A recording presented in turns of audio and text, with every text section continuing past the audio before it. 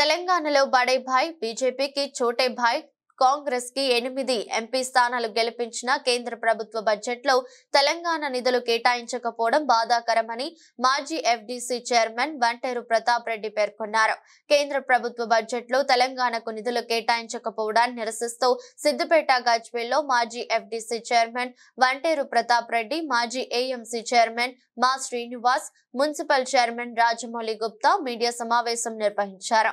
ఈ సందర్భంగా ప్రతాప్ రెడ్డి మాట్లాడుతూ 50,000 కోట్ల రూపాయలను పోలవరానికి కేటాయిస్తే తెలంగాణకు జలాశయాలకు నిధులు విడుదల చేయకపోవడంపై ఎంపీలు నోరు మెదపకపోవడంపై బాధాకరమని అన్నారు. ఓటుకి నోటు కేసులో రేవంత్ రెడ్డి బీజేపీకి సరెండర్ అయ్యాడని ప్రతాప్ రెడ్డి తెలిపారు. తెలంగాణలోని 16 ఎంపీ స్థానాలను బీఆర్ఎస్ గెలిచి ఉంటే పరిస్థితి ఎలా ఉండేదో ప్రజలు ఆలోచించాలన్నారు. తెలంగాణకు కేంద్రం నిధులు కేటాయించకపోవడంపై తెలంగాణ ఎంపీలు రాజీనామా చేయాలని డిమాండ్ చేశారు. రేవంత్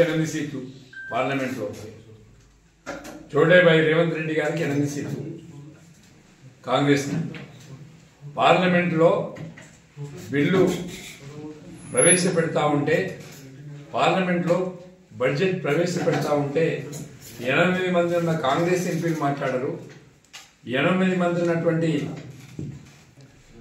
బీజేపీ ఎంపీలు మాట్లాడరు. వాళ్ళ పార్టీలకు దాసోహం అయిపోయినటువంటి విషయాన్ని తెలంగాణ ప్రజలు గమనించాలని చెప్పి మేము విజ్ఞప్తి చేస్తున్నాం. బడే బాయ్ చోటే బాయ్ దోనో మిల్కే తెలంగాణ రాష్ట్రం దివాలా తీయించారు. ఇలా 8 నెలల కింద తెలంగాణ రాష్ట్రం ఏర్పడక ముందుకు తెలంగాణ ఆదాయం నెలకి 14,000 కోట్ల ఆదాయం ఉంటే ఇవాళ 12,000 కోట్లకు వచ్చింది. 2,000 కోట్ల దివాలా తీయించినటువంటి గణనాయకుడు ఎవరైనటువంటి రేవంత్ రెడ్డి గారు. ఇవాళ తెలంగాణ రాష్ట్రానికి రావాల్సినటువంటి నిధుల కోసం పార్లమెంట్లో మాట్లాడలేదు. ఇవాళ బీహార్కు బడ్జెట్లో పేరు వస్తుంది, పక్కనే ఉన్నటువంటి ఆంధ్రప్రదేశ్కి బడ్జెట్లో పేరు వస్తుంది, తెలంగాణ రాష్ట్రానికి ఎందుకు రాదు అంటే బడే బాయ్ చోటే బాయ్కి సరెండర్ అయ్యారు.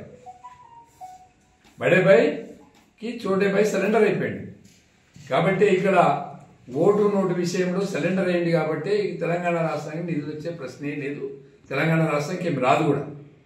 ఇలా ప్రతి రైతు కూడా దివాలా అయిపోయాడు. తెలంగాణ రాష్ట్రానికి రావాల్సినటువంటి రైతు బంధు రైతులకు ఇవ్వకుండా డిసెంబర్లో ఇవ్వాల్సినటువంటి రైతు బంధు జూన్లో ఇచ్చింది. జూన్లో ఇవ్వాల్సినటువంటి రైతు బంధు ఎప్పుడు ఇస్తాడో తెలియదు. రైతు బంధు డబ్బులు తీసుకొచ్చి రైతు రుణమాఫీ చేసిండు. రుణమాఫీ అన్న 31,000 కోట్లు 2 లక్షల రూపాయల వరకు చేయాలి. అది కూడా రైతులు అగ్రికల్చర్ ఆఫీసర్ల చుట్టూ, బ్యాంకుల చుట్టూ, లీడర్ల చుట్టూ తిరగాల్సినటువంటి పరిస్థితి ఏర్పడింది. కాబట్టి ఇవాళ మేము ఒకటే ఈ ప్రభుత్వం మీద మేము మాట్లాడేది ఏంటంటే 7 మాసాల కాలంలో మీరు సాధించింది ఏంటి?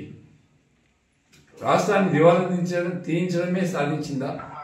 ఒక్కడై ఉండి తెలంగాణ రాష్ట్రాన్ని సాధించిన కేసీఆర్ తెలంగాణ రాష్ట్రంలో కాదు భారతదేశానికి తెలంగాణ రైతు యొక్క ఆదర్శమైనటువంటి విలువల్ని నేర్పినటువంటి నాయకుడు, తెలంగాణ రైతాంగం కోసం పుట్టినటువంటి నాయకుడు ఎవరైనా ఉన్నారంటే కేసీఆర్ గారు.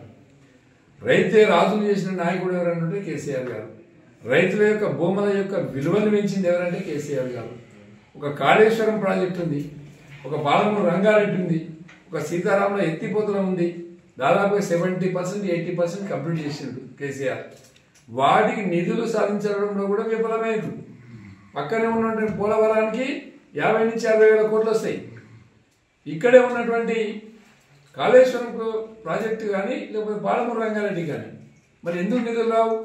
నిధులు రాకపోతే ఈ సౌటా దద్దమ్మలు, చెవి నుండి వినలేని వాళ్ళు, కన్ను నుండి కనిపించిన వాళ్ళు, ఈ సౌటలు దద్దమ్మలు పార్లమెంట్ సభ్యులు కాంగ్రెస్ పార్టీ కావచ్చు, అటు బీజేపీ కావచ్చు, సౌటా దద్దమ్మలు ఎందుకు రాజీనామా చేయరు? రాజీనామా చేయాలని మేము డిమాండ్ చేస్తున్నాం.